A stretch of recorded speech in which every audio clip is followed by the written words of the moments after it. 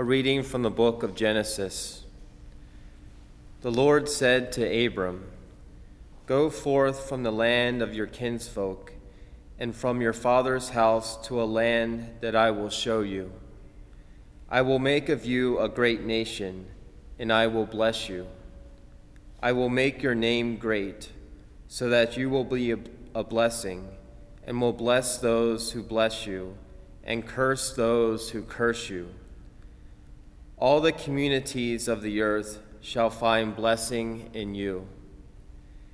Abram went as the Lord directed him, and Lot went with him. Abram was 75 years old when he left Haran. Abram took his wife Sarai and his brother's son Lot, all the possessions that they had accumulated, and the persons they had acquired at Haran. They set out for the land of Canaan. When they came to the land of Canaan, Abram passed through the land, as far as the sacred place at Shechem. By the terebinth at Morah, the Canaanites were then in the land. The Lord appeared to Abram and said, "To your descendants I will give this land." So Abram built an altar there to the Lord, who had appeared to him. From there he moved on to the hill country east of Bethel, pitching his tent with Bethel to the east of the Ai to the east. He built an altar there to the Lord and invoked the Lord by name. Then Abram journeyed on by stages to the Negeb. Verbum Domini.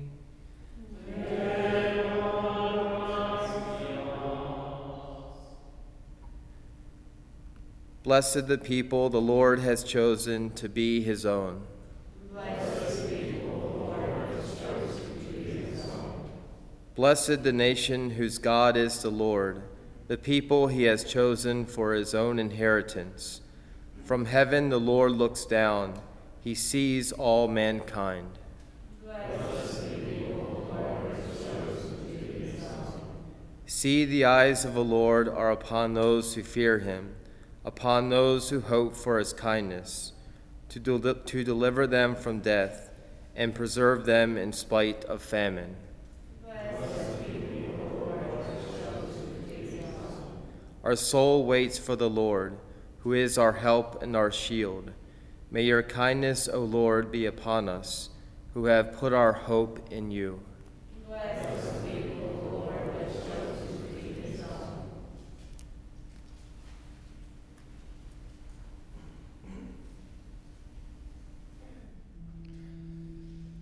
Alleluia, alleluia, alleluia. Alleluia,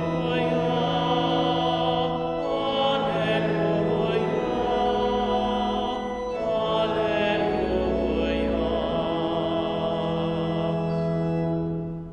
The word of God is living and active. It probes the thoughts and motives of our heart. Alleluia, alleluia,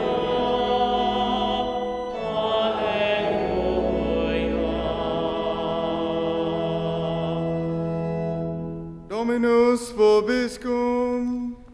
Et cum spiritu tuo. Lectio Sancti Evangelii secundum Matteum. Gloria tibi, Domine. Jesus said to his disciples, "Stop judging, that you may not be judged. For as you judge, so will you be judged. And the measure which you measure will be measured out to you. Why do you notice the splinter in your brother's eye, but do not perceive the wooden beam in your own? How can you say to your brother, 'Let me remove the splinter from your eye,' while the wooden beam is in your own eye? You hypocrite, remove the wooden beam first from your eye, then you will see clearly to remove the splinter from your brother's eye. Verbum Domini. Lost tibi Christe.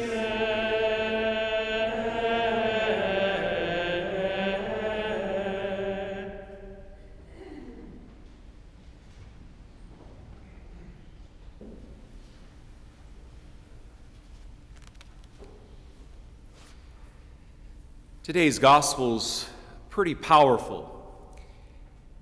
If it's a gospel where Jesus uses the word hypocrite, you can bet that the message is probably a pretty strong one. Jesus gives us in today's gospel a portion of various precepts. The most prominent one is to not judge, lest you be judged yourself. This is a great message for individuals, for groups, because groups can also judge other groups, especially when they're fighting for opposing causes. Of course, an individual can judge another individual. This is a message then for families, extended families, relatives that don't see each other too often but maybe come together every now and again. This is a message for the workplace, places of employment where judgment often takes place. This is a message for consecrated religious families, orders of men and women, because we are families as well, and often judgment can take place even within the monastery or generalate house or convent. And so it's a message for all. No one is exempt from this message. In today's gospel passage, Jesus is condemning any rash judgments we make maliciously and or carelessly about others' behavior, their feelings, or their motives. So it's important to understand that today's gospel is about making rash judgments, and that is making judgments carelessly or maliciously. Such rash judgments mitigate against the virtue of charity, plain and simple. And this is the reason why Jesus gives us this teaching. Such rash judgments, when they're carried out, again, carelessly or maliciously, can also lead one to commit the sins of gossip or calumny, which, according to the church's teaching, are two different things. Gossip, as defined by St. Francis de Sales, is simply that which is said which has no right to be said, whether it's true or not, whether the said material is true or not. Indeed, it could be true material that's said. The fact is, it's being said when it has no right to be said. That's gossip. Calumny is that which is said, which has no right to be said, but which specifically has the power to destroy a person's reputation. Gossip doesn't necessarily have that power, but calumny does. And this is how gossip and calumny differ. This is explained in the Catechism. In speaking of Christian charity, St. Paul lists its main features in his first letter to the Corinthians, where he says, "Love is patient, love is kind. Love bears all things, believes all things, hopes in all things, and endures in all things," even times of trial and tribulation, which could be when one has to experience personal gossip or calumny. So love endures all things. So we should never think badly of anyone. Saint Jose Maria Escriva says, we should never think badly of anyone, not even if the words or conduct of the person in question give us sound grounds for doing so. Now that's an important quote from a saint. Even if there are strong grounds for doing so, we should never judge the words or conduct of the person. You can judge the action, indeed, because you are morally sound yourself, you know the teachings of the church, you understand and strive to live the precepts of Christian morality, there's nothing wrong with judging the thing that has been done. What is wrong is judging the person. Okay?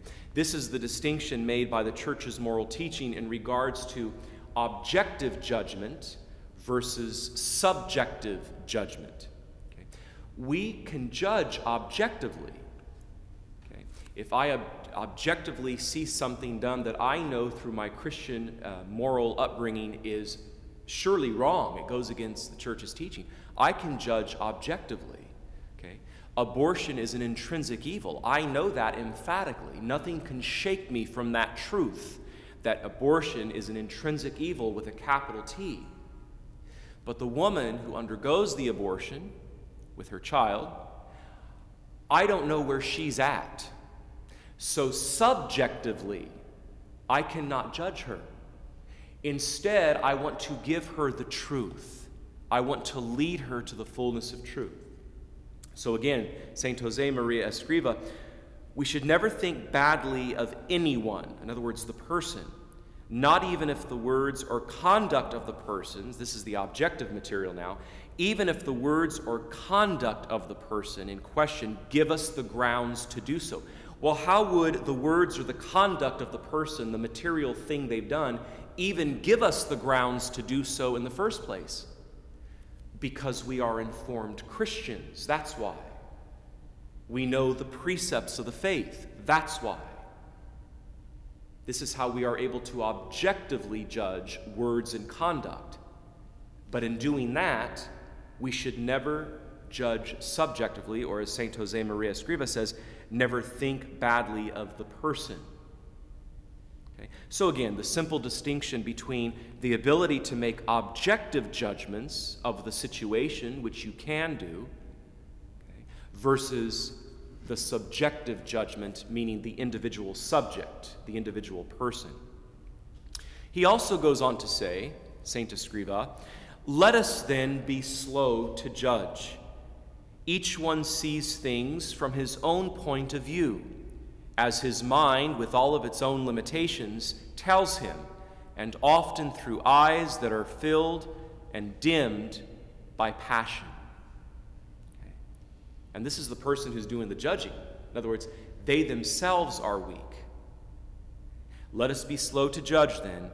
Each one sees things from his own point of view, as his mind, with all of its limitations, tells him, and often through eyes that are filled or dimmed by passion, which can cloud the person's vision. Scripture states, and it is echoed in the divine office, there is but one lawgiver and judge.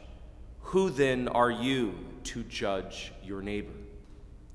Now, we do have a moral duty and responsibility to fraternally correct, which literally means to brotherly correct, or to give a brotherly correction, fraternal correction. But it can be in any situation. It can be a superior to an underling in the workplace. It could be a parent to a child. It could be a friend to a friend, etc., etc. So it's not literally a brother to a brother, although we call it fraternal correction. It can be to an older parent to an older grown child, because remember the church is teaching that once a parent, always an ambassador of Christ to your children. Once a parent, always an ambassador of Christ to your children. Now, once they're grown and emancipated from the home, the church teaches very clearly that they are no longer duty-bound to obey you. Obedience ceases with the emancipation from the home. And that's actually a very good teaching, because the church wants to encourage responsible adulthood. Okay? There's nothing worse than a 44-year-old mama's boy, huh? Okay? And I mean that sincerely. The church wants to promote maturity. So the church teaches very clearly in the Catechism, once emancipated from the home, the child no longer is duty-bound to offer strict obedience to the parents anymore. But love, honor, and respect, oh yeah, they are always owed to parents. Love, honor, and respect. It's only obedience that ceases once the child's been emancipated from the home. But love, honor, and respect are always, always owed parents. And parents will always have the duty to at least attempt to give their child, even grown now and out of the house now, to attempt to give them the truth. So let's look at this fraternal correction as defined by St. Thomas. St. Thomas defines fraternal correction as, quote, an attempt. Notice he doesn't call it a successful endeavor. He calls it an attempt. An attempt to lead a loved one back around to the fullness of truth, a loved one who has strayed from that truth. Think of an older child now who no longer practices the faith, and the older parent, maybe in their early 60s, is attempting to bring that older child back to the faith. An attempt to bring back a loved one back around to the fullness of truth, a loved one who has strayed from that truth. That's the definition of fraternal correction. Then he goes on to tell us that there are 3 hallmarks or 3 guideposts to fraternal correction, which should always be present whenever the fraternal correction is carried out. And they are these. It is always to be done privately, so as not to embarrass the person. It is to be done charitably, because charity demands it as the queen of the virtues. And thirdly, if the person's an adult, it is to be done rarely. Why? Because the person's an adult. They have to work out their own salvation. It's between them and God. If every single time that older parent sees that older child, if every single time they see that older child and says to them, are you going back to Mass yet? Are you back to the sacraments yet? Have you gone to confession? They're just going to drive that child away even further. Okay? The child's an adult. Privately, charitably, and rarely, we attempt to give that fraternal correction to bring them back around to the fullness of truth, that loved one who has strayed from that truth. Again, we do it privately so as not to embarrass them in front of other people when giving them the correction.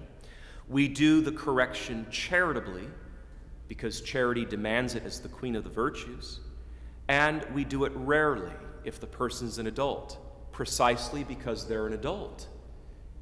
They shouldn't need the baseball bat method, what I call the baseball bat method, because that will just drive them away even further. Now, there's many, many ways you can do this. What is rarely, by the way? I would say prudently once every 3 to 4 months, 3 to 4 times a year with the fallen away adult. Okay. Using the example again of specifically of trying to bring someone back around to the fullness of the faith, someone who has strayed from their Catholic faith of baptism. I would say 3 to 4 times a year you should approach that loved one, that adult. And there's many ways you can do that. The first time could be a one-on-one conversation that's very, that's private, that's charitable, and it's being done for the first time, so, rarely. Then 3 or 4 months later, it happens to be that same person's birthday month. Give them a condensed version of the lives of the saints. This could be your second attempt, 3 or 4 months down the road. Happens to be their birthday month. On the inside front cover, write to your friend John, let's say, Dear John, may this daily reader of the lives of the saints one day inspire you to return to your Catholic faith of baptism. Love your friend Susan, or love Dad, or love Mom and Dad. So the second time you attempted to bring them back to the fullness of the truth was just by simply giving them a gift. Okay. 3 months later down the road after that, this is now the third time you've attempted to bring them back around privately, charitably, and rarely. So we're now at the 6-month mark, or 8th month mark, somewhere in there. A simple phone call to invite them to go to Mass with you. Privately, charitably, and rarely. We find our peace, my friends, in that we give people the truth. That's where you find your peace, and you ground and root your peace in that fact. You are not to ground or root your peace in whether or not that individual responds to the truth you gave them. That's between them and God. Okay? You find your peace in that you give people the truth, that you are an effective evangelizer by virtue of your baptism and confirmation, sustained by regular Eucharist and penance. That's where you find your peace. You do not find it in whether or not the person responds to it. That's between them and God. They have to work out their own salvation with fear and trembling, St. Paul says. Why shouldn't you root your peace in whether or not they respond to the truth you've been giving them?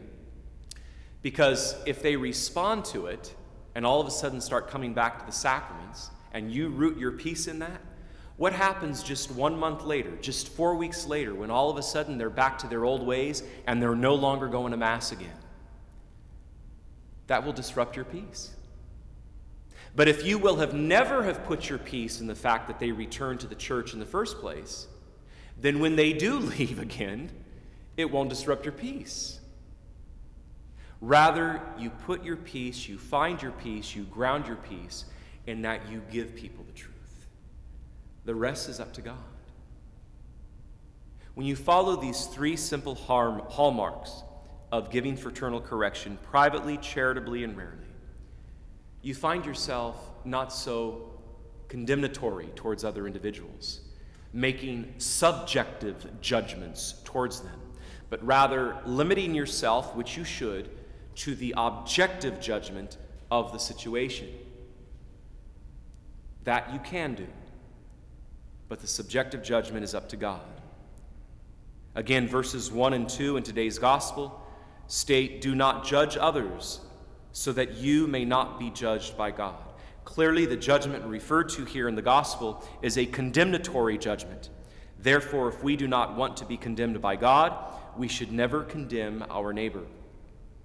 Father Louis de Leon says in his exposition on the book of Job, he says, "God measures out according as we measure out, and forgives us as we forgive, and comes to our rescue with the same tenderness as he sees us having towards others." God measures out according as we measure out, and forgives us as we forgive, and comes to our rescue with the same tenderness as he sees us having towards others. I once saw a Protestant church marquee sign that said, "Remember, when you are speaking, God himself is one of your hearers." Be careful how you talk to people. Be careful if you sound condemnatory, especially subjectively so. Because even objectively so, which you have a right to do, even that should not sound condemnatory. It should be done again privately, charitably, and rarely. The 3 hallmarks of fraternal correction. Again, remember, when you are speaking, God himself is one of your hearers. Ephesians chapter 4 sums this all up very nicely. I close with this quote. Ephesians 4, verses 29 through 32. It serves as a great guide for all of us when attempting to not judge subjectively, but attempting to do so prudently, objectively, and also when attempting to give soundly fraternal correction with those 3 hallmarks present. Ephesians 4, verses 29 through 32. "Never let evil talk past your lips. Say only the good things men need to hear, things that will really help them. Do nothing that will sadden the Holy Spirit with whom you were sealed on the day of redemption. Therefore, get rid of all bitterness, all passion and anger, all harsh words, slander and malice of every kind. And in place of these, be kind to one another, compassionate and mutually forgiving, just as God has forgiven you in Jesus Christ." God bless you.